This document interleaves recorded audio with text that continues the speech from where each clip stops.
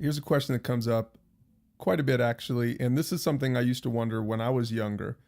Do babies go to heaven? You know, when a baby dies, do they go to heaven? That's a tough question. And the answer is in Romans chapter 1. Now, we'll get there in a second.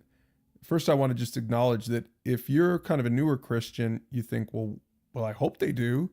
But a lot of people think that maybe they don't, because Jesus said stuff like this: unless you believe that I am who I claim to be, you will die in your sins, in John 8.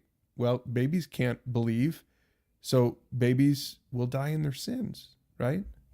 Or this one here in Romans, it says, for everyone has sinned, we all fall short of God's glorious standards. Now, Paul wrote this, and he writes this all over the place.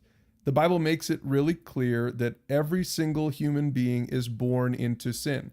So when a baby is born, that baby is born into sin. But here's what you need to understand. Romans chapter 1.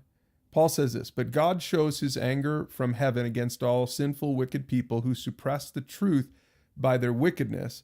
They know the truth about God because he has made it obvious to them. So he's talking about how God is angry at sin and sinners. And then he says, for ever since the world was created, people have seen the earth and the sky. And through everything God made, they can clearly see his invisible qualities, his eternal power and divine nature.